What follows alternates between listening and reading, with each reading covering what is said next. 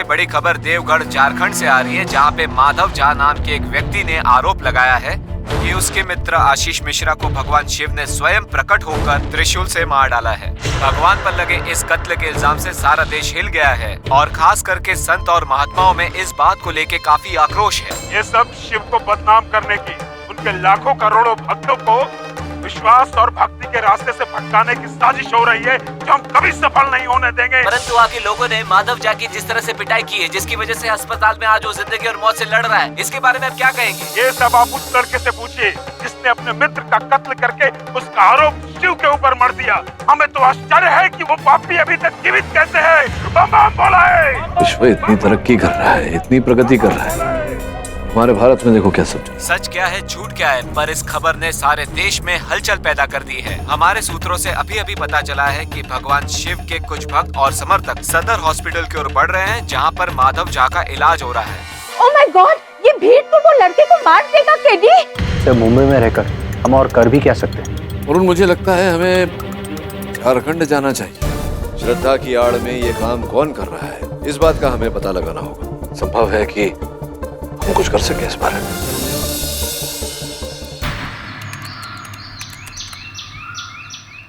अयाची मिश्रा ने कई सालों तक शिवजी की तपस्या की। ओम नमः शिवाय, ओम नमः शिवाय, ओम नमः मिश्रा जी, मिश्रा जी,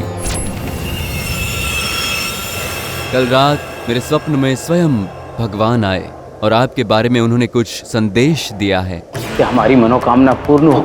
नहीं, आपकी कोई मनोकामना पूरी नहीं होने वाली। स्वयं भगवान ने भी वही बताया जो मैंने आपके हाथों की रेखाओं को देखकर बताया था। आपके हाथ में पुत्र का सुख नहीं है।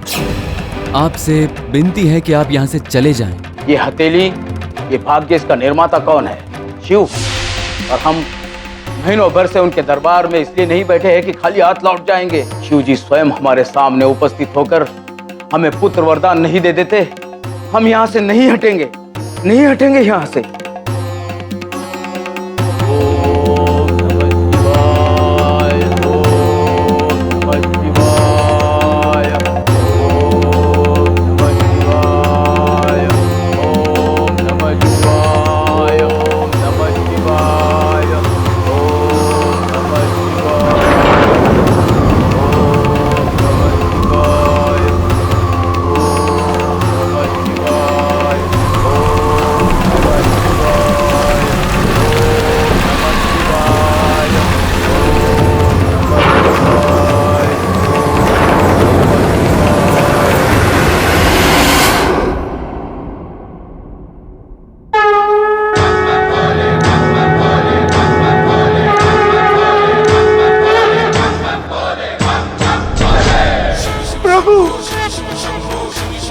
प्रभु, हमारा संदेश मिलने के उपरांत भी तुम अपने जिद पर क्यों अड़े हो अयाची? प्रभु, अयाची किसी की यातना नहीं करता है। हमने जीवन में प्रथम बार आपके सामने हाथ फैलाया है। यदि मेरी याचना पूर्ण नहीं हुई तो मेरी नहीं, आपकी हार होगी प्रभु, आपकी हार होगी। परंतु हमारी भी विवशता है अयाची। नियति को तो हम बदल नहीं सकते, परंतु तुम्हारे जीवन में संतान सुख है ही नहीं अयाची। असंभव को संभव करना आपके हाथ में है महादेव। या तो आप हमें वरदान दीजिए या हमारे प्राण ले लीजिए और इस निरर्थक जीवन से हमें और हमारी पत्नी को मुक्त कर दीजिए प्रभु, मुक्त कर दीजिए प्रभु, मुक्त कर दीजिए। ऐसा अनर्थ हम कदापि नहीं कर सकते, किंतु तुमने हमें लाचार कर दिया है। लगता है हमें स्वयं तुम्हारा पुत्र बनकर जन्म लेना होगा। उत्तम, अति उत्तम प्रभु, अति उत्तम। आप हमारे बालक, इससे अधिक हर्ष का विषय हमारे लिए और क्या हो सकता है प्रभु। जय शिव शंकर। परंतु एक शर्त है, आज के पश्चात न तुम न तुम्हारे वंश का, न कोई इस वर्तमान में न कभी भविष्य में हमारी चौखट पे आएगा। यदि वो हमारी चौखट पे आया तो उसके साथ अहित होगा। ये हमारा श्राप है। हमें स्वीकार है प्रभु, हमें स्वीकार है प्रभु, हमें स्वीकार है। और फिर बाबा का वरदान सच निकला।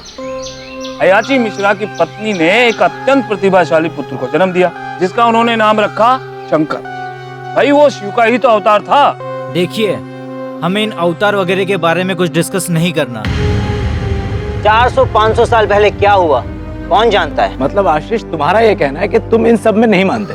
अरे नहीं, कैसे मानेगा?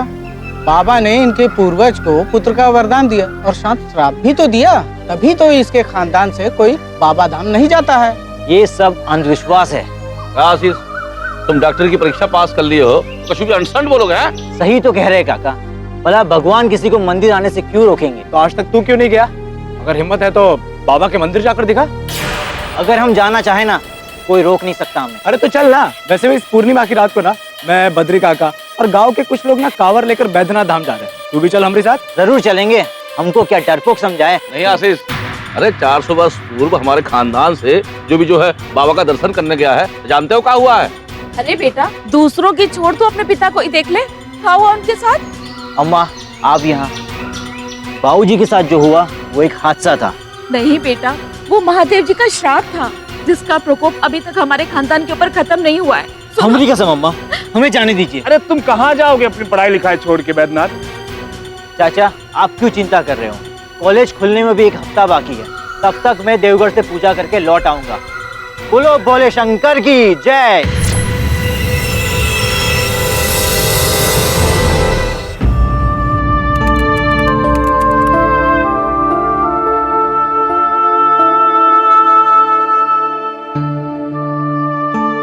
शालिनी, आशीष की मौत का तो सबको ही दुख है।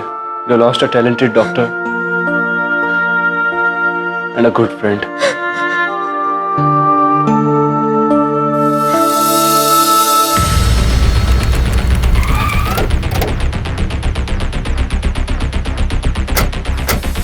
अरे कहाँ धड़धड़ाते हुए चले आ रहे हैं? ओहो, आपका शक्ल तो जो वकील हैं केडी पाठक, उनसे बहुत मैच खा रहा है। कहीं आप?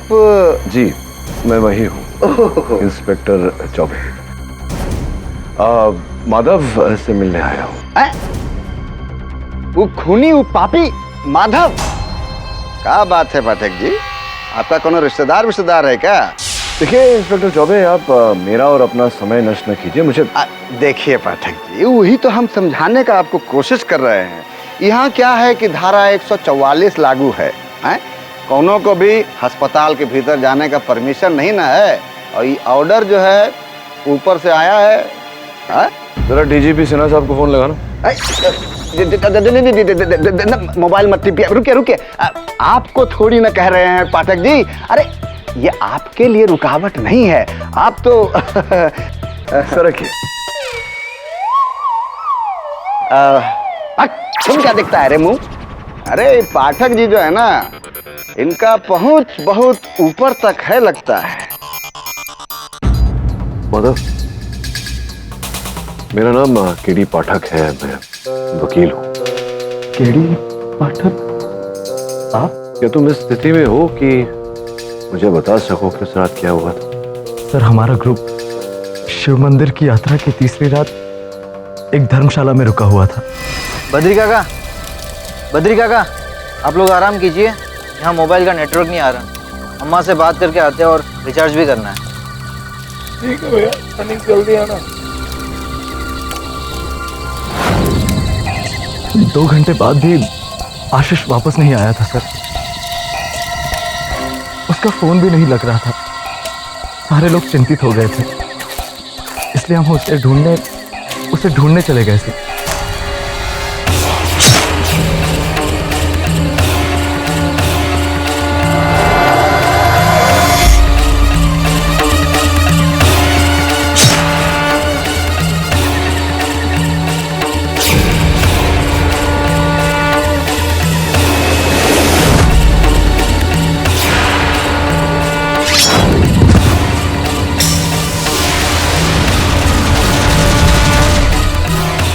आशीष!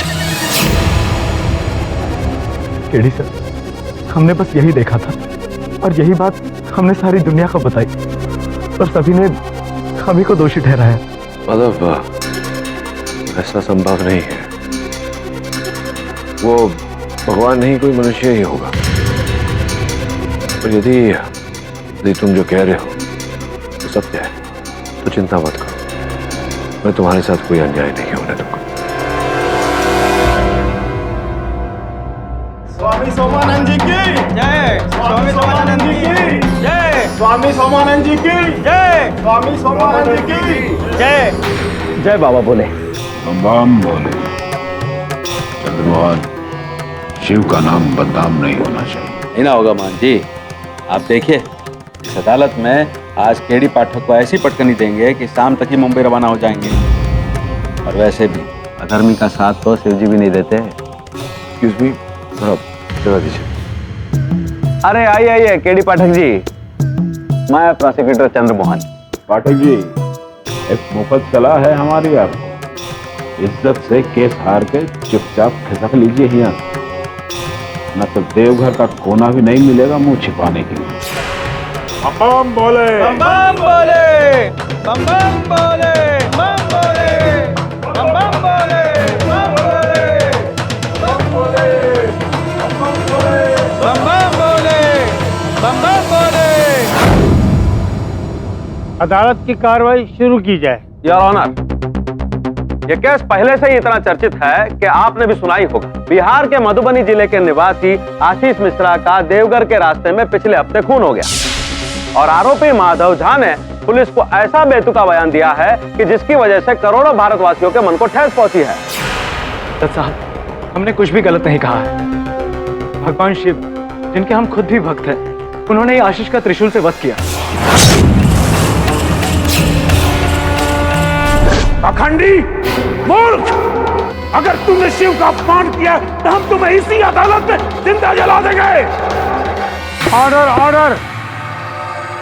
आप शांति बनाए रखिए महंत जी।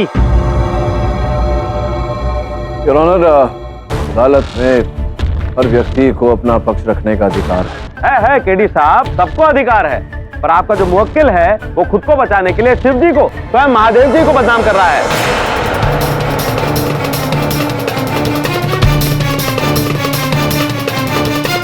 और जिसका सबूत है यह पोस्टमार्टम की रिपोर्ट, जिसमें यह साफ लिखा है कि आशीष का खून एक तेज चाकू से हुआ है और त्रिशूल से नहीं, जैसा कि माधव ने कहा था। इसका झूठ तो यहीं पकड़ा जाता है। पर जज साहब, हमने तो शिव जी को त्रिशूल से ही वार करते हुए देखा था। खामोश! अपनी गंदी जुबान से शिव का नाम ना ले पापी। महंत जी, आपसे अदालत विनती करती है, कृपया संयम और शांति बरतें। योर ऑनर, यहाँ दो बातें। मेरे मुवक्किल का कहना है कि इन्होंने शिवजी को स्वयं देखा, आशीष की हत्या करते हुए देखा त्रिशूल से, और पोस्टमार्टम रिपोर्ट ये कहती है कि आशीष की हत्या की गई चाकू से, किंतु घटनास्थल से न कोई त्रिशूल प्राप्त हुआ है न कोई चाकू। केडी साहब, आपको जानकारी होनी चाहिए कि पुलिस ने आपके मुवक्किल की कावर से ही इस चाकू को बरामद किया है। वो तो ठीक है, लेकिन इससे ये कहाँ प्रमाणित होता है कि इसी चाकू से आशीष की हत्या की गई? इसमें तो कोई लहू का निशान भी नहीं पाया गया। वो तो माधव ने धो दिया होगा ना जज साहब। वरना सोचने वाली बात यह है कि एक कांवरिया भला चाकू और खंजर जैसी धारदार चीजें लेकर साथ में चलेगा ही क्यों? क्या आप लोग क्या चाकू चाकू कर रहे हैं? हम आपसे कह रहे हैं ना कि भगवान शिव ने त्रिशूल से ही मारा था आशीष को। चाकू तो दूर दूर तक कहीं नहीं था वहां।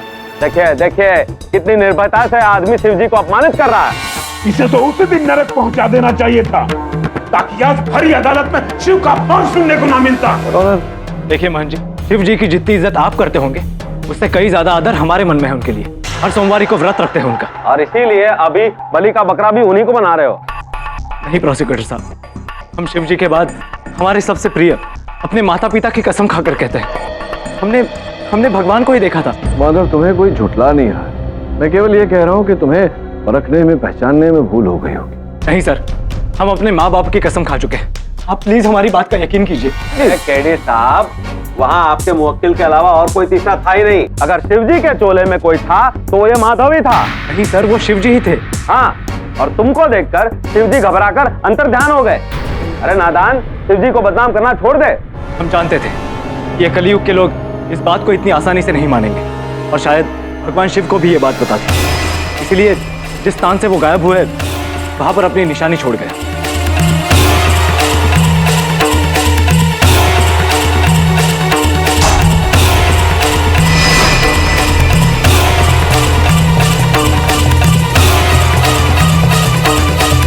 ये शिव जी का भस्म है, इसे हम अपने साथ लेकर आए।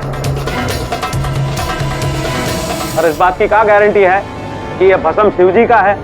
अरे तो सड़क की राख भी हो सकती है जो तुम उठा के ला सकते हो। नहीं प्रोसिक्यूटर साहब, ये कोई मामूली राख नहीं है, ये शिव जी का भस्म है, बाबा का आशीर्वाद। इसके स्पर्श मात्र ही लाखों लोगों के कष्ट दूर हो जाते हैं। जेल में भी कई कैदियों की बीमारियां दूर हुई है इससे।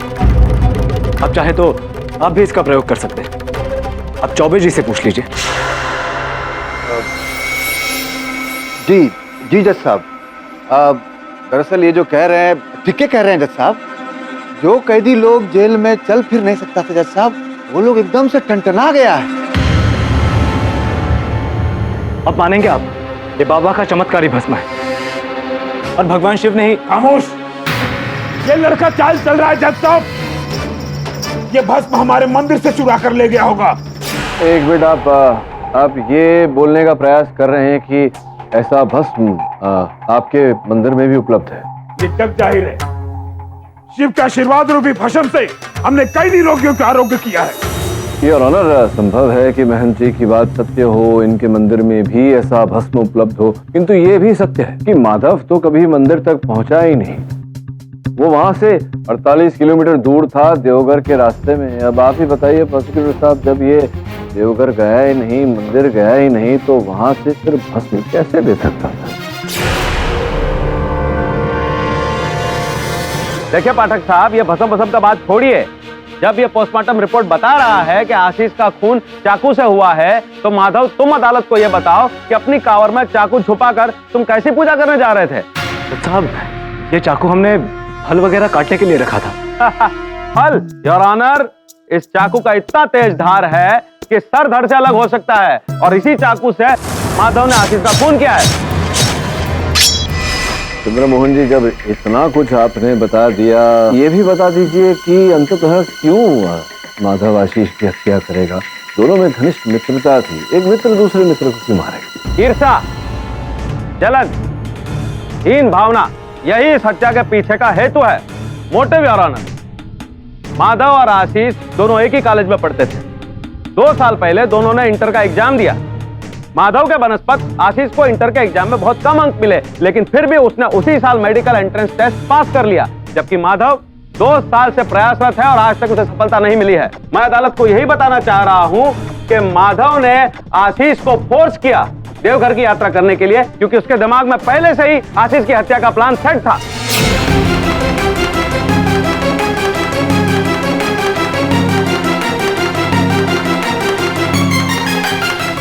ये सब बकवास है जज साहब।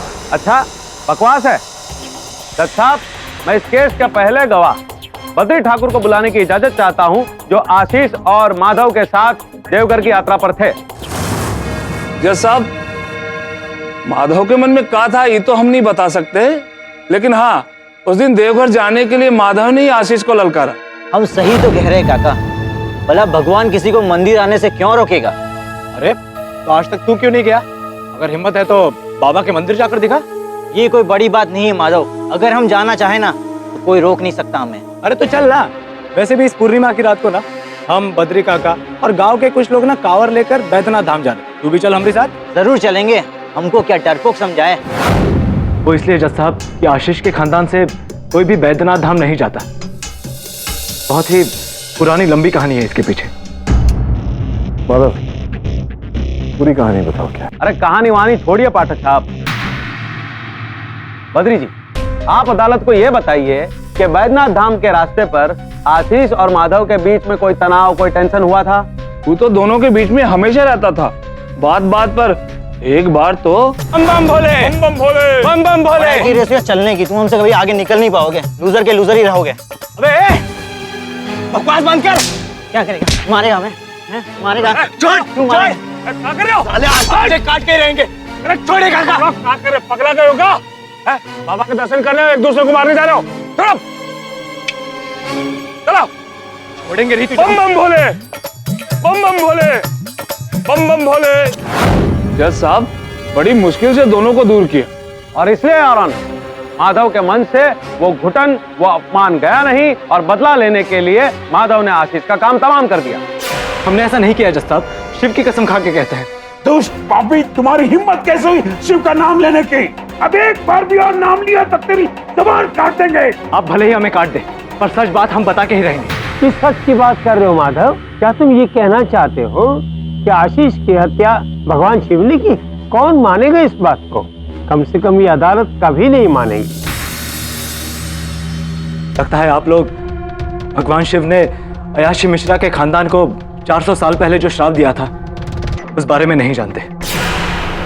अब बर्दाश्त नहीं कर सकते हम। और क्यों ने आज तक किसी को श्रापित नहीं किया? ये बात आप आशीष के चाचा से पूछिए, वो बताएंगे आपको सारा सच। मोहन जी आप शांत हो जाइए, मैं पता लगाने का प्रयास। आप विराजिए जा।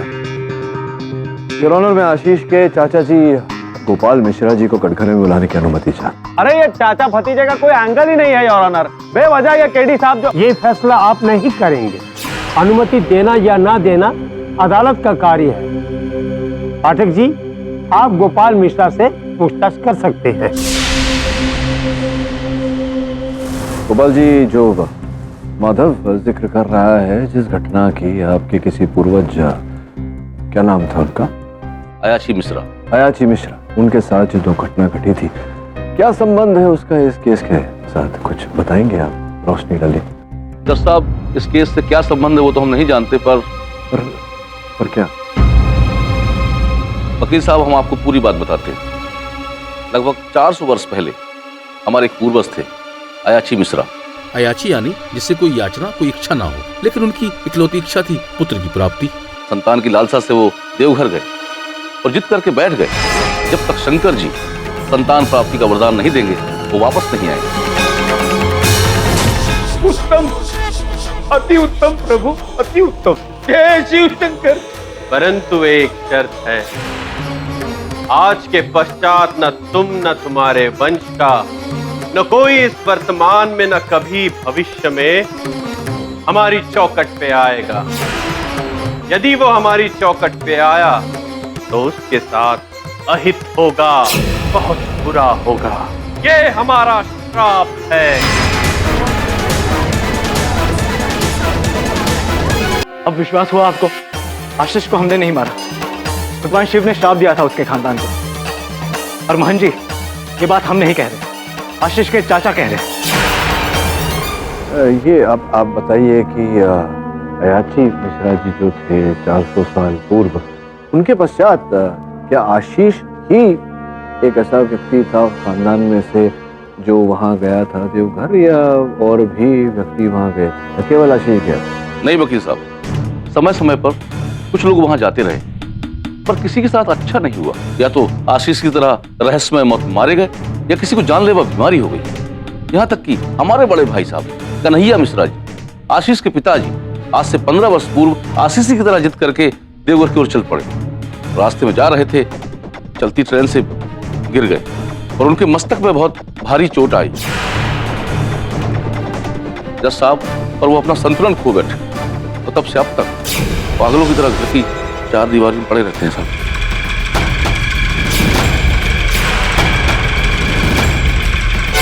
पर क्या आपके पास कोई सबूत है कि शिवजी ने स्वयं प्रकट होकर इन 400 सालों में आपके खानदान की किसी भी व्यक्ति की हत्या की हो? नहीं वकील साहब, हम तो ये पहली बार सुन रहे। That is the point, Your Honor। चलिए हम इस बहस में नहीं जाते हैं कि किसके साथ क्या हुआ है। हो सकता है कोई मामूली दुर्घटना को शिवजी के श्राप के साथ जोड़कर एक अंधश्रद्धा फैलाई गई हो, लेकिन यहाँ पर आरोप सीधे महादेव पर है, जबकि माधव के कांवर से वो चाकू बरामद हुआ है जो पोस्टमार्टम की रिपोर्ट भी कहती है कि आशीष का खून उससे हुआ था। एक्सक्यूज मी योर ऑनर, अगर आपकी इजाजत हो तो मैं केडी से बात करना चाहता हूँ। अनुमति है। Thank you your honour. ये गुरु चेले के बीच में क्या बातचीत हो रही है? अभी बताते हैं आपको। योर ऑनर, बहुत ही महत्वपूर्ण साक्ष्य हाथ में है मेरे। ये कुछ स्थिर चित्र हैं आशीष के मृत शरीर जो पोस्टमार्टम के पूर्व लिए गए थे। मैं चाहता हूं कि इनमें से एक आप देखें।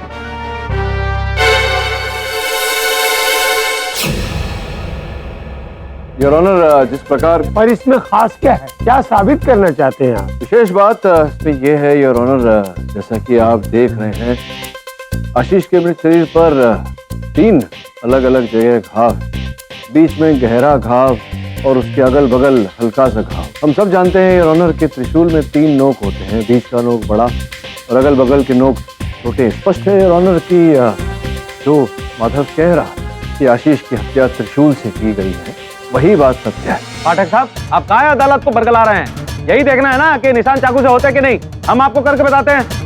जज साहब, इजाजत है? अनुमति है।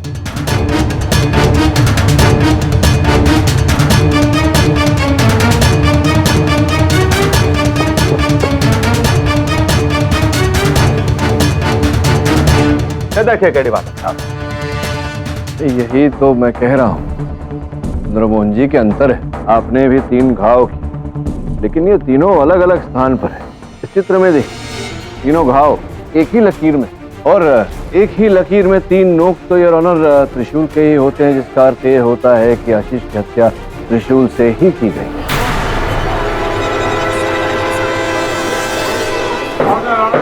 पाठक साहब, हमको आपसे ये उम्मीद नहीं ना थी। आप सीधे महादेव जी को कातिल ठहराने पे तुले हुए हैं। तो महादेव को कातिल नहीं ठहरा रहा, मैं ये कह रहा हूँ कि हत्या त्रिशूल। ये वकील शिव की महिमा को नहीं जानता, सर्वनाश हो जाएगा इसका। योर ऑनर, महंत जी भले ही मुझे श्राप दे, मैं यहाँ किसी को असम्मानित करने नहीं आया, सत्य को बाहर लाने आया हूँ। पर आप साबित क्या करना चाहते हैं? बार बार त्रिशूल के बात पे जोर क्यों दे रहे हैं? जब हत्या त्रिशूल से की गई है, ये चित्र भी इसी बात का संकेत दे रहे हैं, तो मैं क्यों न उठाऊं बात को। योर ऑनर, स्पष्ट है कि जो ये चित्र कह रहा और पोस्टमार्टम रिपोर्ट जो कह रहा, दोनों बातों में अंतर है, जिसका ये तात्पर्य निकलता है कि जिसने भी पोस्टमार्टम रिपोर्ट बनाई है उसने फेरबदल की है, छेड़खानी की है रिपोर्ट के साथ। स्पष्ट है कि किसी के दबाव में आकर अगर हमें वो व्यक्ति मिल जाए जिसने दबाव डाला है, तो सत्य भी उजागर हो जाएगा। इंस्पेक्टर चौबे, ये पोस्टमार्टम रिपोर्ट किसने तैयार की है? जी जज साहब, अपने जो ये सीएमओ हैं सदर हॉस्पिटल के, वही डॉक्टर वत्स जी। अदालत डॉक्टर वत्स को गिरफ्तार करने का हुक्म देती है और ये अदालत 2 दिन के लिए मुलतवी की जाती है। The court is एडजॉर्न्ड।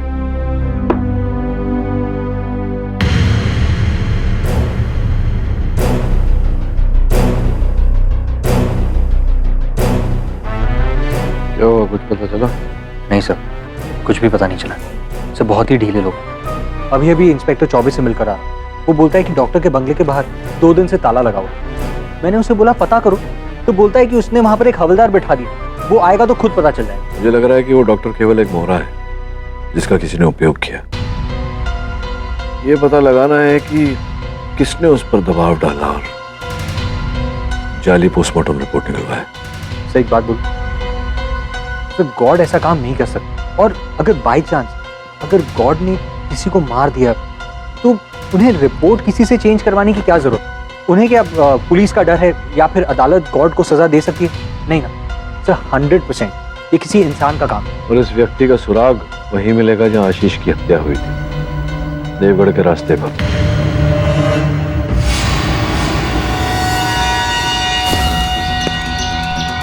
ड्राइवर जी, यही वो छोटी सड़क है जो धर्मशाला जाती है? हाँ सर, यही छोटी सड़क।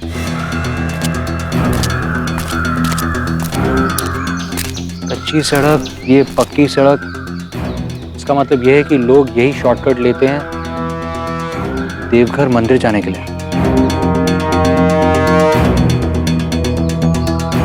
यहाँ से 3 किलोमीटर दूर है वो धर्मशाला। इसका मतलब ये हुआ कि जहाँ कत्ल हुआ है वो यहाँ से 1 किलोमीटर दूर है।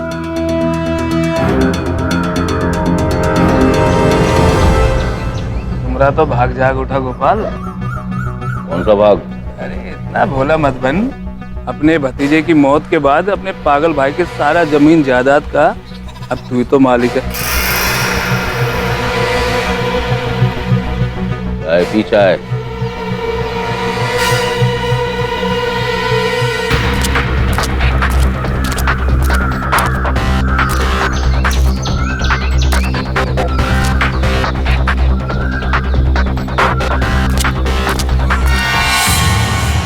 शालिनी, आशीष के केस की कोर्ट हियरिंग के लिए गई थी तुम? हाँ। तो क्या फैसला किया कोर्ट ने? किसने मारा आशीष? बहुत कंफ्यूजन है आलोक। स्टार्टिंग में तो लग रहा था उस माधव ने मारा है, पर ये प्रूव हो जाने के बाद कि आशीष का खून त्रिशूल से हुआ है, मैं तो सोचने पे मजबूर हो गई हूँ कहीं भगवान शिव ने तो उसको नहीं मारा। हमको यहाँ काहे बुलाया चौबे? महंत जी, आप इतना तमतमाए हुए क्यों? आप आइए मेरे साथ, आइए इधर।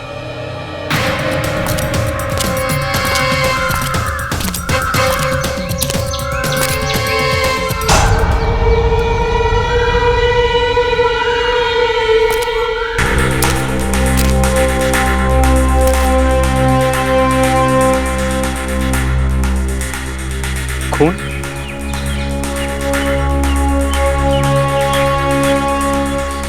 इसका मतलब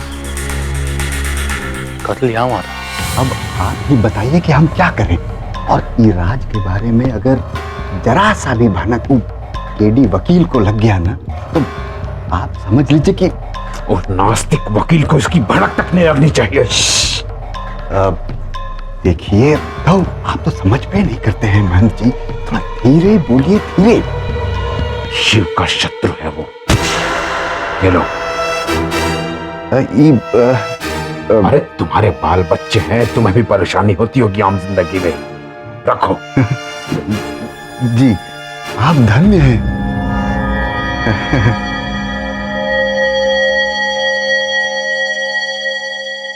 केडी वकील क्या अब शिव जी को भी भनकने लगने देंगे? जय बोले।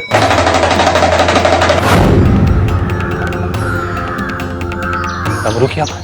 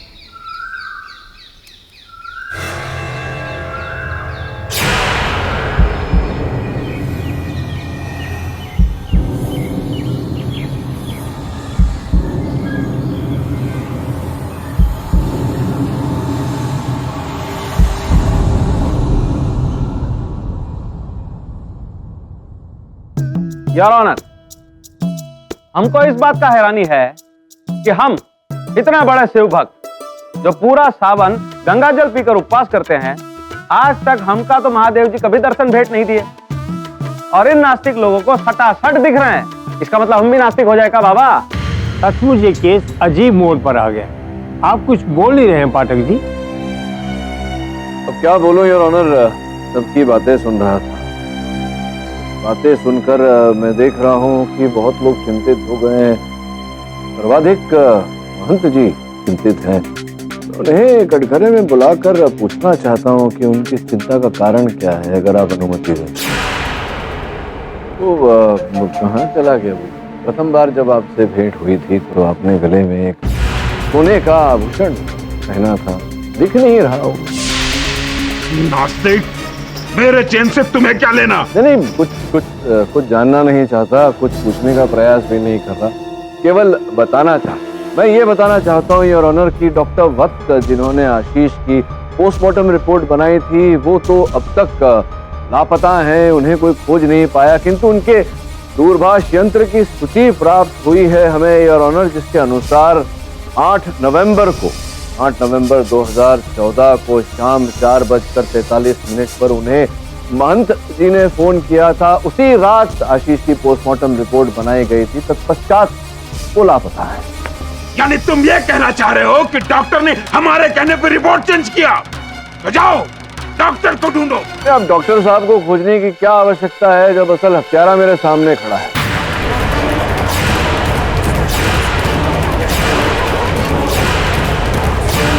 यानी तुम ये कहना चाह रहे हो कि डॉक्टर ने हमारे कहने पर रिपोर्ट चेंज किया? तो जाओ डॉक्टर को ढूंढो। अब डॉक्टर साहब को खोजने की क्या आवश्यकता है जब असल हत्यारा मेरे सामने खड़ा है।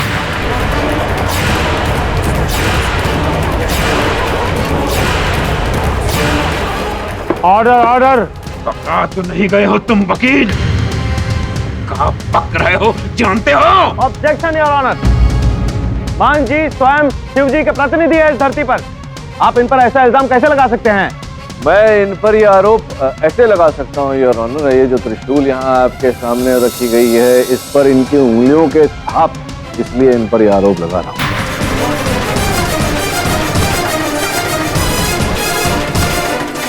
महंत जी, इस त्रिशूल पर आपकी उंगलियों के निशान कैसे आए?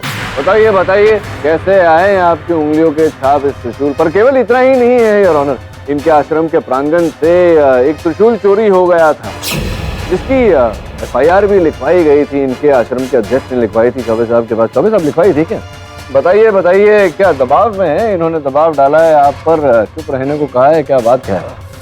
हाँ जी जज साहब, वो त्रिशूल के गुम होने का एक FIR तो हुआ है सर। तो FIR हुई है, आपके आश्रम का त्रिशूल लापता हुआ था, चोरी हो गया था, उसी त्रिशूल पर आपकी उंगलियों के छाप है। क्या कोई दूसरा वहाँ से त्रिशूल नहीं चुरा सकता? नहीं चुरा सकता है ना, क्यों नहीं चुरा सकता? मंदिर के प्रांगण से कोई और त्रिशूल चुरा सकता है, लेकिन वो जो विभूति है, जो भस्म है शिव जी का, वो तो केवल आप ही के पास होती थी, तालाबंद, उसे तो कोई नहीं चुरा सकता। अर्थात आपने शिव जी का भेष लेकर के आशीष की हत्या की।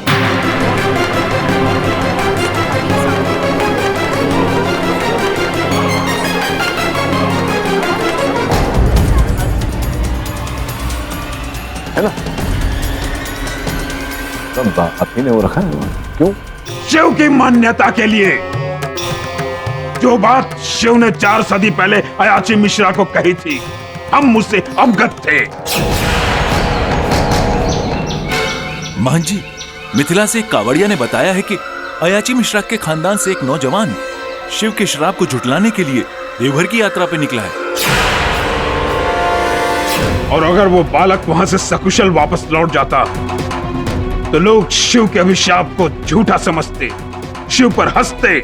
इसलिए मैंने शिव की उस मान्यता को कायम रखने के लिए शिव का रूप धारण किया और देवघर के रास्ते में उस दुस्साहसी बालक का इस त्रिशूल से हमने हत्या कर दी। शिव को मारना चाहता था, शिव को झुठलाना है।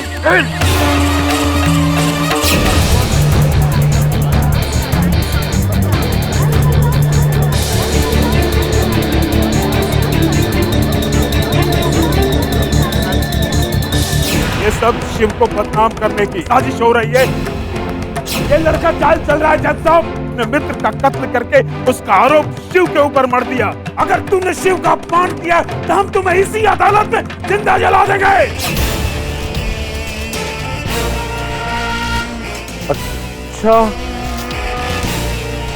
जी, ये बताइए कि आपकी विचारधारा में अचानक ये बदलाव, ये यू टर्न कैसे आया? एक हाथ पर तो आप कहते थे कि शिव जी कभी किसी को श्राप नहीं देते, फिर आप ही ने शिव जी का रूप धारण करके आशीष की हत्या की। तब ये त्रिशूल जो है, इससे आशीष का वध किया आपने। इस त्रिशूल से, ये जो आपके प्रांगण से चुराया गया था, जिस पर आपकी उंगलियों के छाप है, इससे आपने आशीष का वध किया। आप कह रहे हैं साहब, कथन दे रहे हैं आप अदालत में। हमने जो भी किया हमें उस पर गर्व है। जज साहब, आप हमें सजा दीजिए, हमें मौत की सजा दीजिए। धरती पे रख के बहुत सेवा कर ली हमने, अब कैलाश पे जाकर शिव की सेवा करेंगे। बम बम भोले, बम बम भोले। ऑर्डर ऑर्डर, अदालत में शांति बनाए रखें। केडी पाठक साहब सही सवाल कर रहे हैं। हाँ जी, अगर आपने आशीष को मारा है तो त्रिशूल पे उसके खून के निशान क्यों नहीं है? आशीष की हत्या करने के बाद फांसी के झरने में इसे धोकर वहां से दूर फेंक दिया। शिव के नाम के लिए हम मेघ का 100 कत्ल करने को तैयार हैं। वो होगा, वो होगा। अब आप क्यों ये वो कर रहे हैं? अब आपको क्या तकलीफ है? ताली पीटिए, आपका मुवक्किल तो बच गया ना। वो तो मुझे पहले से पता था कि वो निर्दोष है, लेकिन आपने जो पहले मुझे कहा था। देखिए, अब हमें पहले दूसरे के गिरफ्त में मत फंसाइए। हमने जो भी किया, हमें उस पर गर्व है जज साहब। हम अपना गुनाह कबूल करते हैं, आप हमें फांसी की सजा दीजिए। बहुत सेवा के लिए धरती पे रख के अब कैलाश में जाकर शिव की सेवा करेंगे। बम बम भोले, बम बम भोले। और यहाँ मंदिर में आपके अनुपस्थिति में कौन सेवा करेगा शिव जी की? मान जी, हमको तो विश्वास नहीं हो रहा है कि आशीष का खून आपने किया है। शिव के परम भक्त हैं हम, उसके नाम पर कितना भी बड़ा बलिदान दे सकते हैं। आप सजा का ऐलान कीजिए जज साहब। लेकिन उससे पूर्व आप मेरे एक छोटे से प्रश्न का उत्तर दीजिए। आपने कहा कि आपने आशीष की हत्या की इस त्रिशूल से शिवजी की वेशभूषा। ठीक है, मानते हैं आपकी बात। मेरे सहायक वरुण ने टीले पर जो शिवजी को देखा, जिस शिवजी ने दर्शन दिया था से, वो व्यक्ति कौन था? वो स्वयं शिवजी थे या आप ही थे? हाँ, हमारे अलावा और कौन हो सकता है? लेकिन आपको पता कैसे चला कि वरुण वहां जाने वाला है? आप वकीलों के गुरु घंटाल लगते हैं। सब कुछ तो खत्म हो गया, फिर भी बाल की खाल निकालते हैं आप। सवाल तो उन्होंने सही पूछा है। अरे तो हम भी सही जवाब दे रहे हैं ना जज साहब। वरुण को जिस शिव का दर्शन हुआ वो हम ही थे। और जज साहब, आप सजा देने में विलंब क्यों कर रहे हैं? हमें जल्द से जल्द सजा दीजिए। कोई भी निर्णय करने से पहले अदालत दोनों पक्षों के वकील से पूछना चाहती है कि कोई और दलील पेश करना चाहते हैं आप लोग? योर ऑनर, इस बात में तो कोई दो मत नहीं कि माधव पूर्ण रूप से निर्दोष है। कहीं न कहीं शिवजी के जिस रहस्य से इस केस का आरंभ हुआ था और जो अंत हुआ है योर ऑनर, उससे मैं संतुष्ट नहीं। भगवान के अंत होने की बात कर रहे हैं? नरक में जाएगा, कीड़े पड़ेंगे तुझे। जज साहब, अब इस पापी को हम बर्दाश्त नहीं कर सकते। इससे पहले कि कोई और खून हो जाए, आप मुझे जल्द से जल्द सजा दीजिए।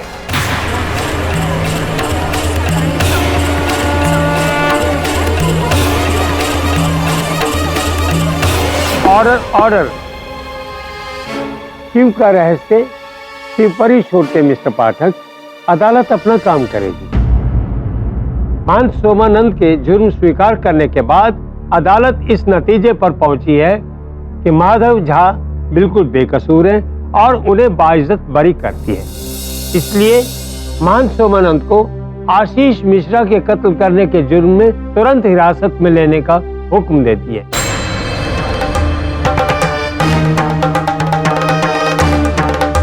मुकदमा खत्म।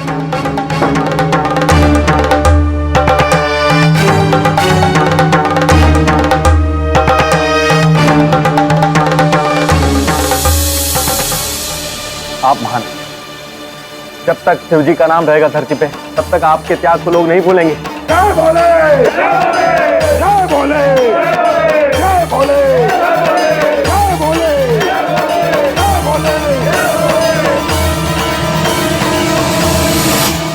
कांग्रेट्स केडी, तुमने झारखंड में भी झंडा गाड़ दिया ना। अब मुंबई कब आ रहे हो? कुछ दिन और लगेंगे फिर। केस तो तुम जीत गए, अब और क्या काम है उधर तुमको? हाँ, केस जीत गया हूँ, लेकिन मुझे ऐसा लग रहा है कि सत्य पूरी तरह से नहीं जीता। वरुण आया, बाद में करता हूँ। पता चला कुछ? सर, मैं इंस्पेक्टर चौबे से मिलकर आ रहा हूँ। उसने कहा है कि परसों दोपहर को 12 से 1 के बीच महंत उसके साथ था पुलिस स्टेशन में। अच्छा, महंत पुलिस स्टेशन? क्यों? जो भी हो, इससे भी बड़ा प्रश्न ये है कि तुझे वो व्यक्ति दिखा था शिवजी के रूप में टीले पर। महंत ने अदालत में कहा कि वही था। ये संभव तो है नहीं, एक ही समय पर एक व्यक्ति दो भिन्न स्थान पर तो हो नहीं सकता। तो पता नहीं वो क्या छुपा रहा है और वो किसे बचाने की कोशिश कर रहा है। उसका ना तो कोई परिवार वाला है ना कोई अपना है। बंद क्या छुपा रहा है ये मैं पता लगाता हूँ, उससे जेल में जाकर मिलता हूँ। तू एक काम कर, तू आशीष के गांव जा, वहां भी कोई तथ्य छिपा हुआ है, खोजने का प्रयास कर।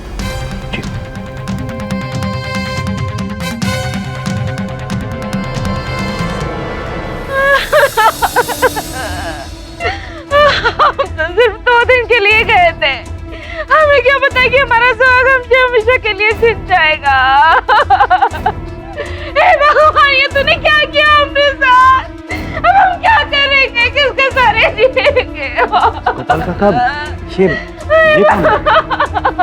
आशीष के पिताजी हमारे बड़े भाई भैया छोड़ गए, हमको अकेला छोड़ गए भैया।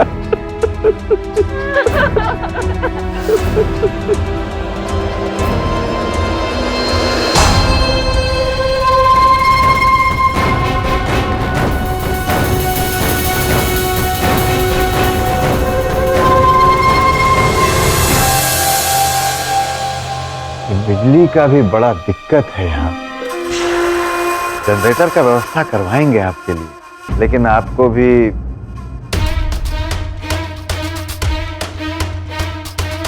क्या है ना कि आपको भी देना ही था। अब आपको जब सजा हो ही गया है तो आपको तो ये लौटाना ही पड़ेगा ना, इसलिए लौटाने आए थे महंत जी।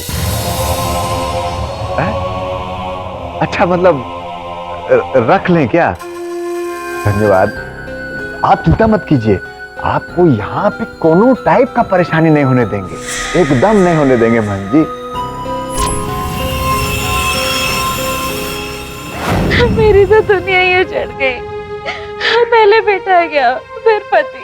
अब हम क्या करेंगे, किसके सहारे जिएंगे?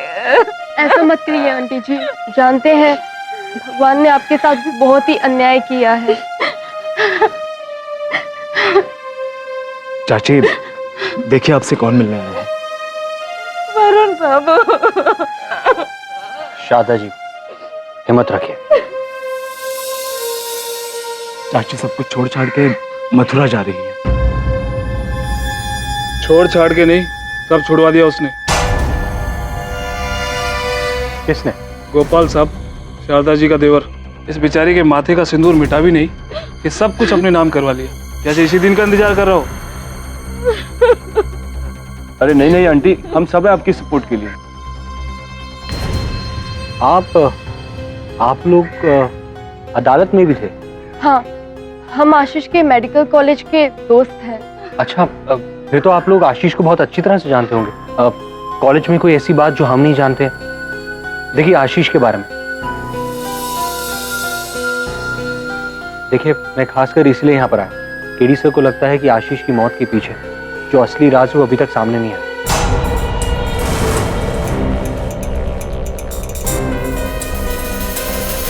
क्या आप लोग हमारी मदद करेंगे? देखिए सर, आशीष हमारे बैच का बहुत ही टैलेंटेड स्टूडेंट था। उसे खोकर we all are sad. Varun ji, Ashish की मौत का रहस्य सिर्फ एक ही है। आशीष के पूर्वजों को भगवान शिव का श्राप। हाँ, मैंने ये बात केडी सर को भी बताई थी कि मुझे नहीं लगता कि महंत ने आशीष को मारा होगा, क्योंकि हमें जिन्होंने दर्शन दिए वो साक्षात भगवान थे, भोले शंकर।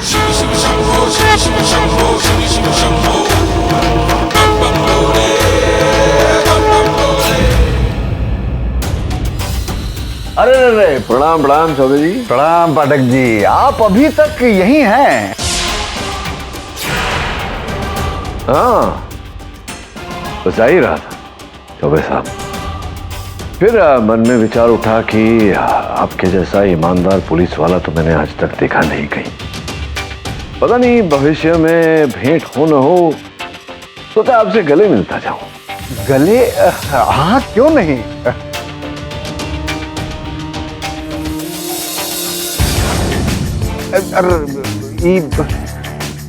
मतलब ये चेन देखिए पाठक जी, भारी है। हाँ, वैसे ये चेन मैंने मंची के गले में देखा था। जी अब पता नहीं ऐसा ही है या वही है।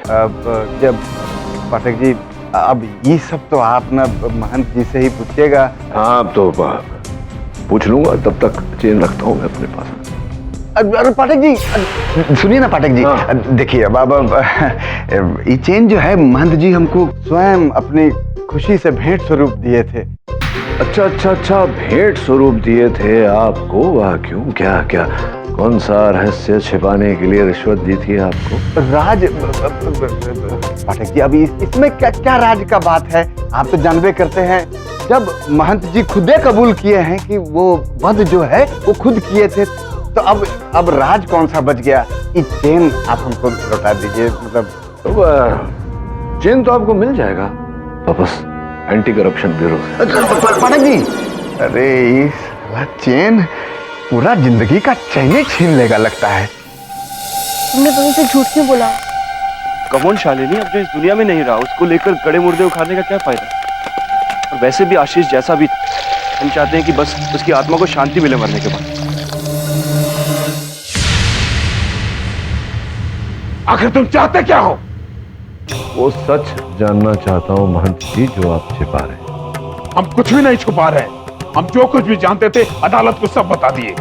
हाँ, और उसी अदालत में महंत जी आपने ये भी कहा था कि शिवजी कभी किसी को श्राप नहीं देते। फिर आप कह रहे हैं कि शिवजी ने जो श्राप दिया था अयाची मिश्रा को, उसे सिद्ध करने के लिए आपने शिवजी का भेष धारण किया और आशीष की हत्या की। अब आप जैसा परम शिव भक्त ऐसा क्यों करेगा? अपने ही भगवान की आड़ में हत्या क्यों करेगा? नहीं, मुझे नहीं लगता कि वो आप थे, कोई और था शिवजी के भेष में। कौन था बताइए? अरे पागल, वो हम ही थे। और तो जो फिर वरुण को टीले पर जो शिवजी दिखे थे, वो कौन थे? अरे कितनी बार कहें, वो भी हम ही थे। मंत्री जी क्यों झूठ बोल रहे हैं आप? इंस्पेक्टर चौबे ने स्वयं मुझे बताया है कि जिस समय मेरे सहायक वरुण को उस टीले पर शिव स्वरूप दिखे, उस समय आप चौबे जी के साथ पुलिस स्टेशन में बैठे थे। संभवतः उसी समय आपने चौबे जी को अपना ये गले का चेन दिया था। अब बताइए क्यों झूठ बोल रहे हैं आप? कौन था वहां टीले पर? दाद देते हैं तुम्हारे दिमाग, इसीलिए लोग तुम्हें देश का नंबर 1 वकील कहते हैं।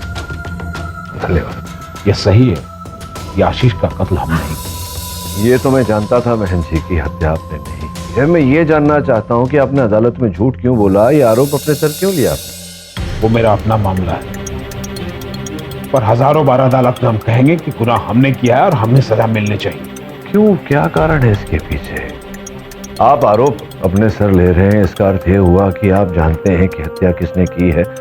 मुझे बताइए, कौन है असल हत्यारा? किसे छुपा रहे हैं? कीमत पर हम तुम्हें उसका नाम नहीं बता सकते। क्यों?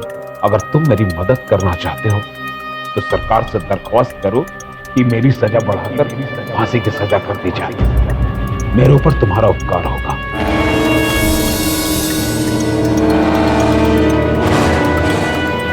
मैं जानता हूं कि आप निर्दोष हैं। निर्दोष होते हुए भी आपको अदालत ने दंड दिया है। केडी पाठक के होते हुए कभी कोई निर्दोष दंडित नहीं हो सकता।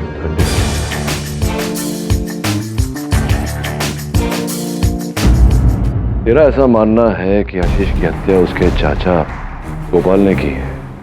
हाँ सर, जरा आप ही सोचिए, एक तरफ आशीष की मौत होती और दूसरी तरफ उसके पिता दम तोड़ देते हैं और बॉडी की कोई पोस्टमार्टम रिपोर्ट भी नहीं। सर, हो सकता है कि गोपाल ने उन्हें जहर देकर मरवाया ताकि उनके हिस्से की प्रॉपर्टी भी उसकी हो जाए। एक और बात सर, महाशिवरात्रि को गांव में हर साल नाटक खेला जाता है जहां पर हर साल गोपाल शिव का किरदार निभाता है। मुझे लग रहा है कि उस पात्र के रूप में उसने आशीष की हत्या की। सर, मुझे तो यही लगता है। अरे यहाँ एक प्रश्न उठता है वरुण कि अगर मान लें कि गोपाल ने हत्या की है, फिर मानते हैं आरोप अपने सर क्यों ले रहा है? बद्री और गोपाल के बीच में क्या संबंध है, ये समझ नहीं पा रहा हूँ। नमस्ते साहब। हाँ बद्री, आपको एक महत्वपूर्ण सूचना देना है साहब। बोलो। वो ना कल हमारे सपने में बाबा आए थे। भगवान शिव? जी। और जी उन्होंने कहा कि तुम्हें हमारा संदेश लोगों तक पहुंचाना होगा। कैसा संदेश प्रभु? आशीष की मृत्यु को लेकर तरह तरह की अटकलें लगाई जा रही हैं। उस पर तो अदालत का फैसला हो गया प्रभु। हमसे ऊपर कौन सा न्यायालय है, और जब हमने न्याय कर दिया उस राक्षस आशीष को वध करके। आपने आशीष को मारा प्रभु उस शराब के चलते? सिर्फ श्राप ही इसका कारण नहीं, असली कारण तो आशीष की अमानवीय हरकत, दुष्कर्म जो उसने उस भोली भाली शालिनी के साथ किया था, उसी का दंड दिया है हमने, ताकि कोई भी किसी के साथ ऐसा दुष्कर्म नहीं कर सके। यार आना, अदालत ना हुई, टाइम पास हो गया। अब सपने में किसको क्या आया है इसके आधार पर, मेरा मतलब है अगर मैं कहूं शिवजी स्वयं मेरे सपने में आए और कहा कि माधव कातिल है, तो आप माधव को फांसी पे चढ़ा दीजिएगा? पर ये बात सपने वाली नहीं है जज साहब, हमको लगता है शिवजी खुद ही हमारे घर पधारे साक्षात रूप में। अरे फिर फजूल की बात करते हो बद्री, हम इतने बड़े शिव भक्त हैं, आज तक शिवजी हमका झलक भी नहीं दिए, तुम कोनो बड़ के महात्मा हो कि शिवजी तुम्हारे घर पधारेंगे? अब वकील साहब ये बात का तो जवाब हमारे पास नहीं है, लेकिन हाँ जब हमारी नींद खुली तो हमको जमीन पर एक रुद्राक्ष का दाना मिला।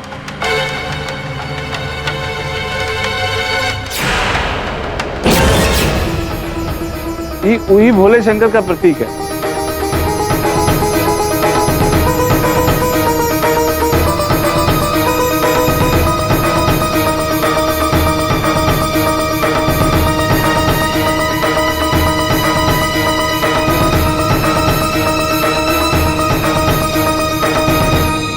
क्या गारंटी है कि शिवजी ये छोड़े हैं? तुम बाजार से भी तो ला सकते हो। अरे कहा नाप सुना बोल रहे हैं वकील साहब, बस करिए। आपको हमारी बात पर विश्वास करना है तो करिए, नहीं करना है तो मत करिए। हमने शिव का संदेश पहुंचा दिया, बस हमारा ड्यूटी खत्म। वैसे शिवजी के सबसे बड़े पुजारी महंत जी यहाँ उपस्थित हैं, यही बता देंगे कि ये रुद्राक्ष का दाना बाजारू है या फिर स्वयं शिवजी का है।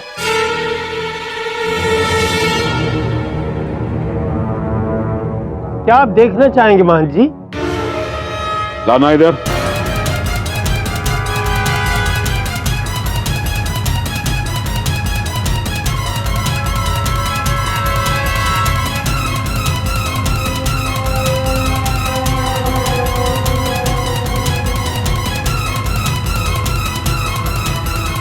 जज साहब, ये रुद्राक्ष का दाना तो सैकड़ों बरस पुराना लगता है, और ये रुद्राक्ष का दाना किसी बाजार या किसी घर में मिलना बहुत मुश्किल की बात है। लेकिन हाँ, शिव मंदिर में एक पुराना रुद्राक्ष की माला है। ये दाना हमें उसी का लगता है।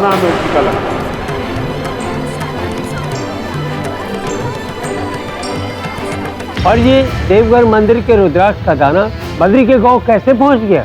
जज साहब यही तो हम कह रहे हैं, शिवजी स्वयं हमारे घर पधारे, मानिए आप।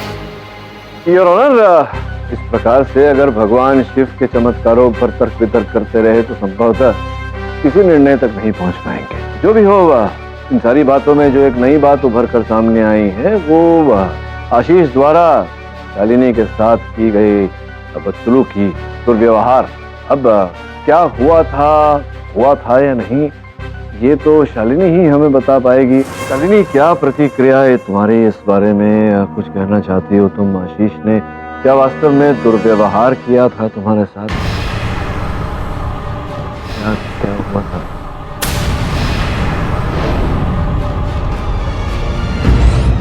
बोलो शालिनी, अदालत सत्य जानना चाहती। योनर, आशीष अभी दुनिया में नहीं है और उसके बारे में बात करना अच्छा नहीं लगता। देखो, आशीष की जीवनी के बारे में, उसकी बायोग्राफी के बारे में नहीं पूछ रहे, केवल तुम्हारे संदर्भ में जो हुआ था, वो जो अभी बद्री ने हमें बताया, वो क्या सच है? और जज साहब, हम अपने मन से कुछ नहीं बोले हैं, जो शिव ने बोला है वही हम अदालत को बोले हैं। आई एम श्योर, सही कहते हैं लोग, भगवान से कुछ छिपता नहीं है। करीब 6 महीने पहले अचानक एक रात। अब बोल आशीष, तू कौन बचाएगा तुमको? क्या कर रहे हो हमको चैलेंज किया था आशीष मिश्रा, अभी बताते।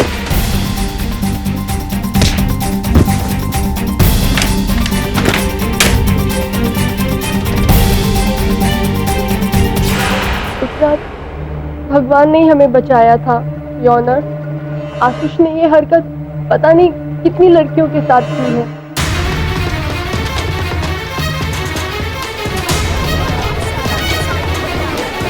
बताइए जज साहब, इस शालिनी और आशीष के बीच की बात का तो हमको नहीं पता था। हम काहे फिर अपने मन से बोल सकते हैं?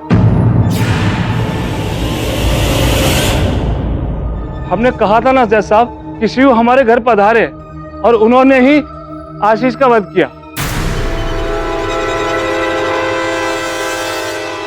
फरमान सोमानंद जी अपना जुर्म स्वीकार कर चुके हैं। आशीष का कत्ल उन्होंने किया है। हमने गलत स्वीकार किया था और इस बात को तो वकील महोदय अच्छी तरह से जानते थे, तभी तो हमारा केस लड़ रहे हैं। बधाई हो वकील बाबू, आप केस जीत गए। तो महान जी, आपने अपने ऊपर यह खून का इल्जाम काहे लिया? देखो चंद्रमोहन, हम शिव का नाम बदनाम नहीं होने देना चाहते थे कि उसने एक निर्दोष कांवरिये का सिर्फ इसलिए वध किया कि 400 साल पहले शिव ने उसके पूर्वज को श्राप दिया था। इससे शिव की मान्यता में कमी आ जाती, लोग उस पर अविश्वास करते। परंतु जैसे ही आशीष का असली चेहरा सामने आया, उसने शालिनी और दूसरी कन्याओं के साथ जो दुर्व्यवहार किया था, हम ऊपर वाले के न्याय से पूरी तरह संतुष्ट हैं। योर ऑनर, ठीक है, लोगों की मान्यता अपने स्थान पर, किंतु अब इस केस में भगवान शंकर को दोषी मानकर तो निर्णय सुना नहीं सकते। अदालत तो साक्ष्य और साक्षी के बल पर चलता है, और आप समझ रहे हैं। हम है ना शिव के परम भक्त, उस घटना के परम साक्षी।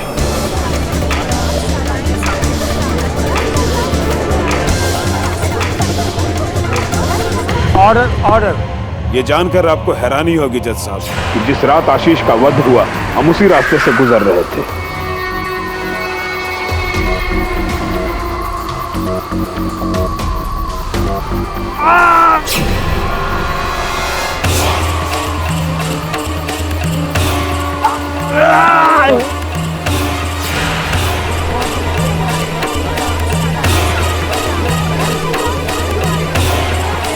क्योंकि हम उस घटना के स्वयं गवाह थे जज साहब, इसलिए शिव को और बदनाम नहीं होने देना चाहते थे।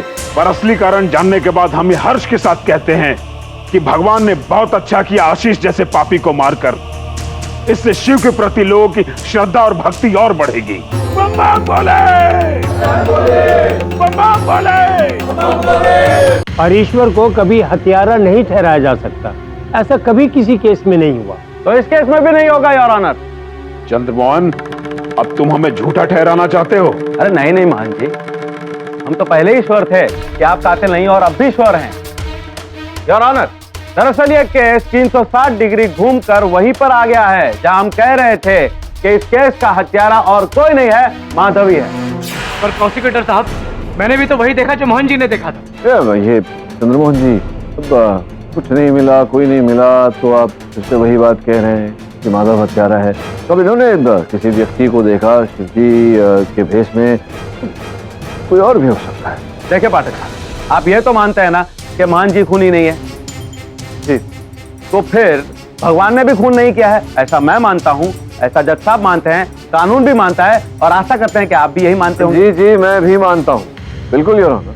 संभव है कि हत्यारा कोई और व्यक्ति हो, कोई और मनुष्य भगवान शिव के भेष। हाँ, अब आए ना पाठक साहब पॉइंट पे। हम भी यही कह रहे हैं, सड़क के किनारे से मान जी ने शिवजी को आशीष की हत्या करते हुए देखा, लेकिन क्या उस वक्त वहां माधव था? नहीं। बाहर आशीष को बुलाने के लिए कौन आया? माधव। शिवजी के वेश में कौन था? माधव। हत्या आशीष की किसने की? माधव ने की।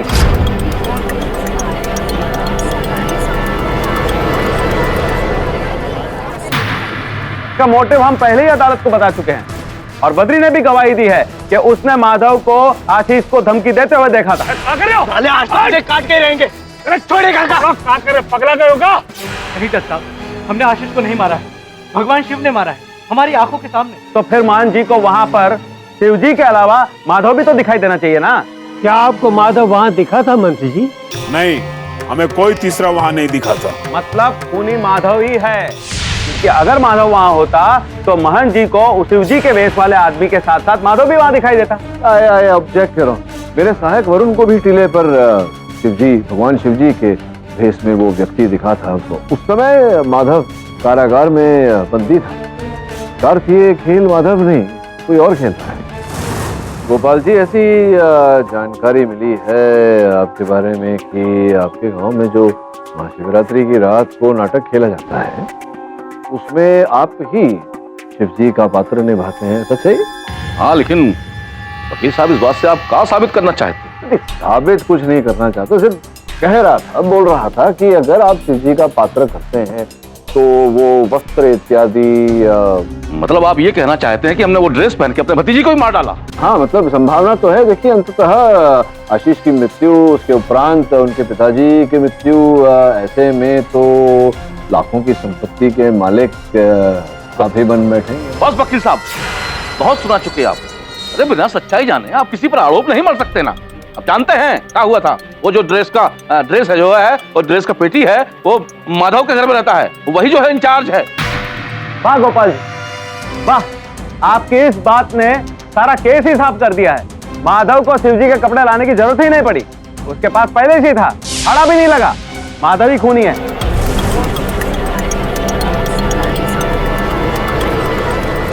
देखिए जज साहब, आप सब जैसा सोच रहे हैं, हमने वैसा कुछ भी नहीं किया है। आप चाहे तो हमारे घर जाकर तलाशी ले सकते हैं। शिव जी के सारे वस्त्र, सारा मेकअप का सामान सब पेटी में ही रखा है, वैसा का वैसा। अरे भाई, उसे यूज करके वापस पेटी में भी तो रख सकते हैं, वैसा का वैसा। योर ऑनर, हम अदालत से दरखास्त करते हैं कि माधव को पुनः गिरफ्तार किया जाए और फिर से उसके ऊपर आशीष के खून का मुकदमा चलाया जाए। योर ऑनर, ये अभी भी मेरा प्रश्न वही का वही है। जब मेरे सहायक को वो दूसरा व्यक्ति दिखा था शिव जी के वेश में, उनके रूप में, उस समय तो माधव कारागार में था, योर ऑनर, बंदी था। तो फिर कौन? स्पष्ट है कि कोई और था। कौन था? पाठक साहब, इसकी जांच हम अलग से कर सकते हैं ना, लेकिन अभी ये जो ताजा ताजा राज खुला है, उसकी वजह से आपके पुराने मुवक्किल माधव को फिर से हिरासत में लेने से हमें कोई नहीं रोक सकता है। लेकिन आप निराश क्यों हो रहे हैं? आपके जो वर्तमान क्लाइंट हैं, परम पूज्य महंत जी, ये तो अभी बाइज्जत बरी होने वाले हैं। ये कातिल नहीं है, ऐसा अभी अभी आप ही ने सिद्ध किया है, हमने नहीं। तो योर ऑनर, अदालत का समय ज्यादा नष्ट न करते हुए मैं दरख्वास्त करूंगा कि ये जो आरोपी है, जिसकी कलाई सुनी है, इसके ऊपर हथकड़ी पहना जाए। चौबे जी, हथकड़ी गिरफ्तार कीजिए। पहले मेरे आज की बहस और दलील सुनने के बाद अदालत महंत सोमानंद को आशीष मिश्रा के कत्ल के इल्जाम से बरी करती है और माधव झा को पुनः हिरासत में लेने का हुक्म देती है और अगली तारीख तक ये अदालत मुलतवी की जाती है। आशीष इतने लूज कैरेक्टर का था तो फिर तुमने मुझसे झूठ क्यों बुला लो? देखिए वरुण जी, आशीष जैसा भी था, जो भी था, अब वो इस दुनिया में नहीं रहा। और वैसे भी कहते हैं कि मरे हुए के बारे में बुरी बातें नहीं करनी चाहिए, ये तो आत्मा नाराज हो जाती है। एक बात बताइए, आशीष ने आपके साथ मिसबिहेव क्यों किया? सिर्फ हमारे साथ ही नहीं, उसकी आदत ही ऐसी थी। जिस रात आशीष का कत्ल हुआ, उस वक्त आप दोनों कहाँ थे? तो कम ऑन, आप हम पर शक कर रहे हैं। कॉलेज में ऐसा कोई भी नहीं था जो आशीष के बारे में अच्छी बात बोलता। सिर्फ हम दोनों ही हैं जो उसकी बुराइयों को नजरअंदाज कर दिल से उसकी मौत का शौक बनाते हैं। देखिए, मेरे लिए जानना बहुत जरूरी है। देखिए, अगर आप जानना ही चाहते हैं तो ऐसा कीजिए, आप हॉस्टल की एंट्री बुक चेक कर लीजिए। उस रात हम अपने अपने हॉस्टल्स में थे। प्रभु, आपसे बहुत शिकायत है। सभाई को दर्शन देते हो और हमको, हम जो आपके इतने बड़े भक्त ठहरे, बाल ब्रह्मचारी, बचपन से हमने अपने आप को आपकी सेवा में समर्पित किया है, हमारा कोनो ख्याल नहीं। आज आपको हमका जवाब देना ही होगा, हमका दर्शन देना ही होगा प्रभु, बस देना ही होगा, दर्शन देना ही होगा प्रभु। चंद्रमोहन, प्रभु यहां आओ वत्स।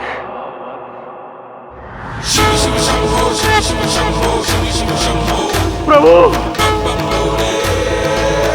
बाबा बोले, प्रभु प्रभु उठो वत्स। बाबा बोले, आप साक्षात पधार गए।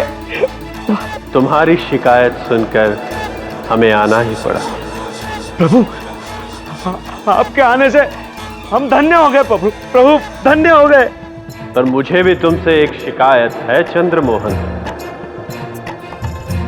प्रभु हमसे क्या गिला?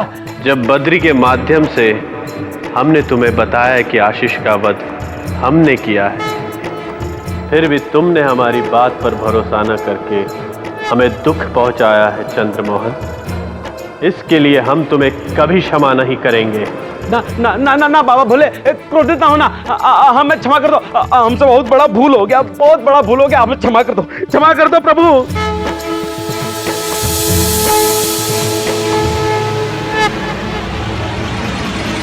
प्रभु प्रभु प्रभु अंतर्धान हो गए। प्रभु आप क्रोधित ना होना, हाँ क्षमा कर दो हमको। हम अदालत में सब कुछ सही कर दूंगा।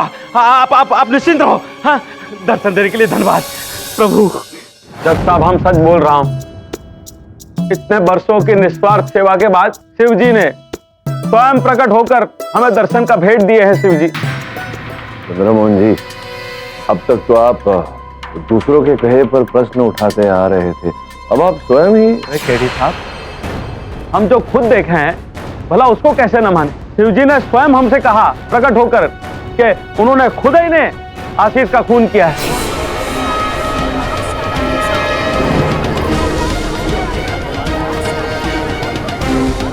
हम हार मानते हैं। आप योर ऑनर, आप माधव को छोड़ दीजिए। नहीं चंद्रमोहन जी, देखिए यहाँ बात हार जीत की नहीं है, सत्य की। क्या मतलब है आपका पाठक साहब? वैद्यनाथ जी से ज्यादा सच आप जानते हो क्या? अरे पाखंडी, अब फिर से कोई अड़चन मत डाल देना।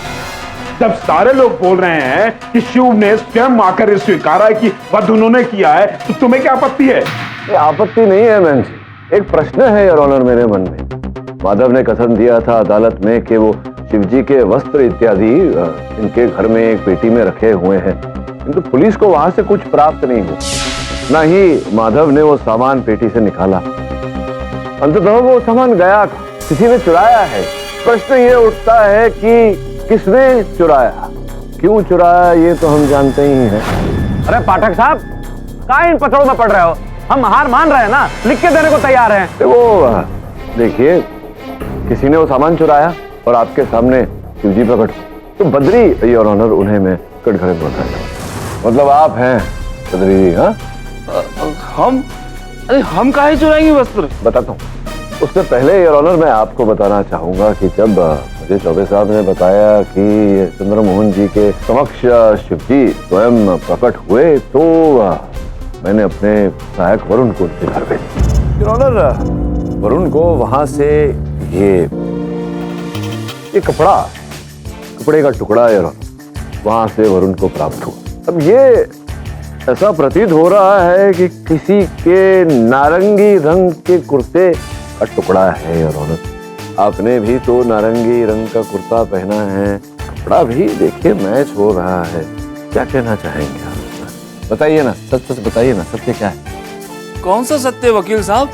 हम कुछ नहीं जानते। नहीं, सत्य ये कि आप चंद्रमोहन जी के घर गए थे ना शिवजी के भेष में। अरे वकील साहब, नारंगी रंग का कुर्ता सिर्फ हम ही नहीं पहनते। लेकिन यहाँ अदालत में जितने लोग उपस्थित हैं उनमें से ये देखिए,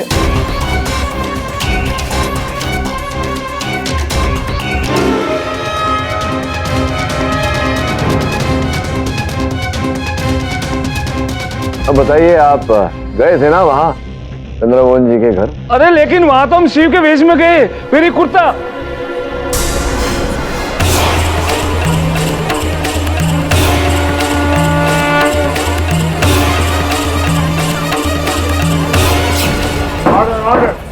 मुझे इन पे संदेह तो तभी हो गया था जब इन्होंने कहा था कि शिवजी इनके सपने में आए और शालिनी वाली बात कही। मैंने अदालत के बाहर इनका कुर्ता फटते हुए देखा। बात उगलवानी थी इनसे, उगलवा दी।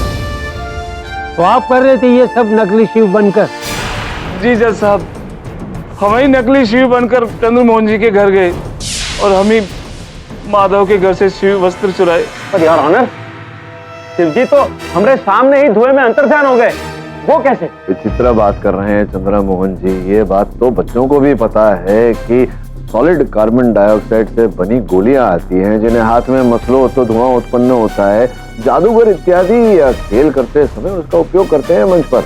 तो अब तो आप ये भी समझ गए होंगे कि आपके घर जो शिवजी प्रकट हुए थे वो वास्तव में शिवजी नहीं बद्री जी थे। और यहाँ अदालत में जब मैंने इनका फटा हुआ कुर्ता देखा तब मुझे इन पर संदेह हुआ। बात उगलवानी थी इनसे तो उगल दी। योर ऑनर, ये तो स्थापित हो चुका है कि नकली शिव बद्री हैं, तो असल हत्यारे भी यही होंगे। नहीं साहब, हम हत्यारे नहीं है जज साहब। वो तो हमने माधव की जान बचाने की खातिर किया साहब, ये झूठा नाटक किया साहब। ये तो हम नहीं जानते कि माधव दोषी है कि या नहीं है। बचपन में इसके माता पिता गुजर गए साहब, तब से हम ही इसको पाले हैं साहब। हम नहीं चाहते कि इसका जीवन बर्बाद हो जाए साहब। तुम्हारा ये जो झूठ हमारे सामने आया है, हमारा तो जी करता है कि तुम्हारी बलि यहीं चढ़ा दे।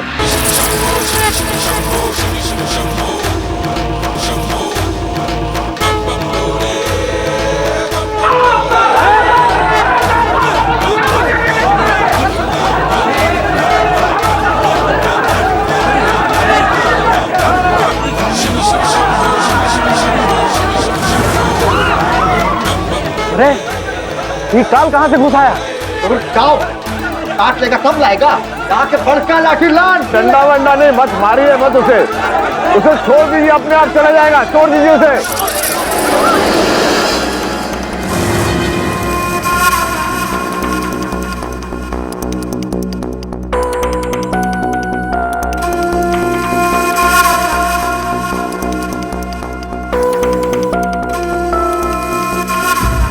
योर ऑनर, सांप तो चला गया लेकिन असल हत्यारा हमारे हाथ है। मेरे हाथों में ये एक रसीद है योर ऑनर, दिनांक 12 नवंबर 2014, उसी दिन जिस दिन आशीष की हत्या की गई थी।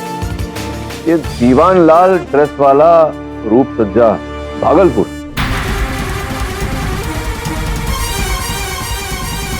कौन है वो?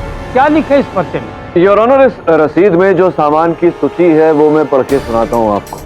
शिव वस्त्र 1, रुद्राक्ष 1, शिवजी के बालों वाली विग 1, कड़ा 1। और मुझे लग रहा है चौबे साहब कि इस समय मेरी बातें सुनकर पीछे एक सज्जन भाग रहे होंगे। पकड़। योर ऑनर, ये जो सज्जन भागने का प्रयास कर रहे थे वही है असल हत्यारा।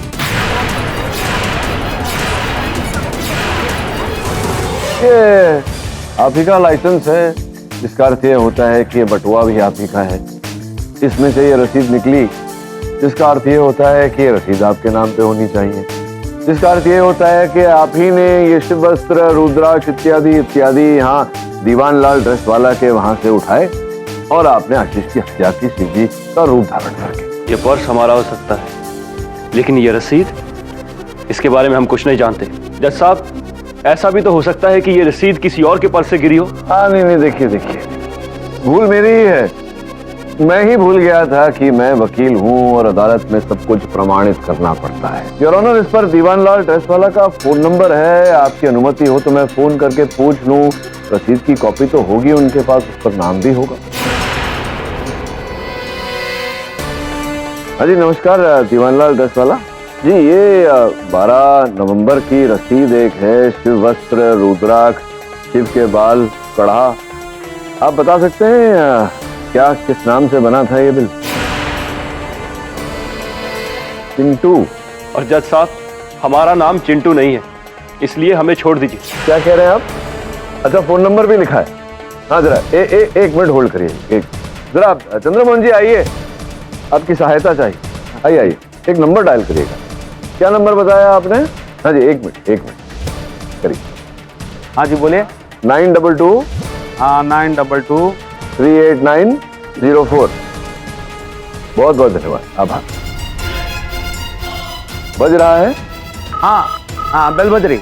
जो फोन बज रहा है तो इसका अर्थ है कि वो साइलेंट पे है, और अगर वो साइलेंट पे है तो वो साइलेंट फोन निसंदेह इनके जेब में बज रहा है। कहाँ है आपका फोन? क्या बज रहा है? ये आप ही का नंबर है? जी पाठक साहब। अभी देखिए, इन्होंने नंबर लगाया, आपका फोन बजा, आपकी भी बज गई। तो बोलिए क्यों, क्या किया आपने?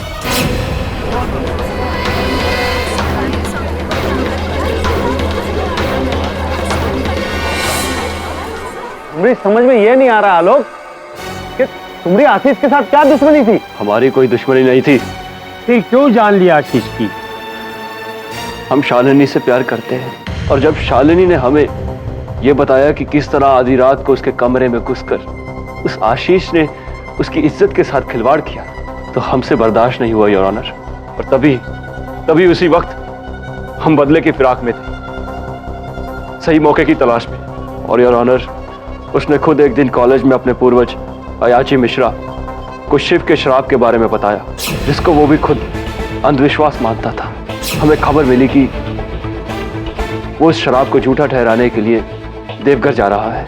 बस ये ऑनर, उसे वहीं बीच रास्ते में खत्म करने का प्लान बनाया, ताकि सारा इल्जाम गॉड पर जाए, और जो कुछ भी उसने शालिनी के साथ किया उसका बदला पूरा हो जाए।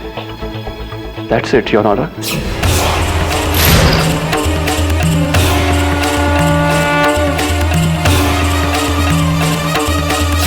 योर ऑनर, सत्य उजागर हो गया। शिव जी की जय हो। मेरे चलता है। अदालत आलोक श्रीवास्तव को तुरंत हिरासत में लेने का हुक्म देती है और माधव झा को आशीष मिश्रा के कत्ल के इल्जाम से बाइज्जत बरी करती है। The case is close. Pathak साहब, आपके साथ केस लड़के बहुत आनंद मिला, बहुत कुछ सीखने को भी मिला। आशा करते हैं कि आपसे आगे कहीं ना कहीं भेंट जरूर होगी। प्रणाम। पाठक जी। हाँ जी, अब लगे वो जो सोना का चेन हेरा गया था ना, उसका भी मैटर क्लोजे कर दीजिए। वो तो हम कब का सॉल्व कर चुके हैं। वो देखा नहीं, मोहन जी के गले में चेन अपने यथास्थान पर पहुंच गया। अरे इसका मतलब है पाठक जी, हमारा नौकरी तो आप बचा लिए। हाँ, किंतु आगे से एकदम समझ गए पाठक जी। अब हम ना कभी किसी से भी किसी तरीके का कोई रिश्वत नहीं लेंगे, पक्का प्रॉमिस। हाँ, रिश्वत लेना और देना दोनों जुर्म है। Not good. और भी दिलचस्प कहानी देखने के लिए हमारे चैनल को सब्सक्राइब करें और बेल आइकॉन दबाना न भूलें।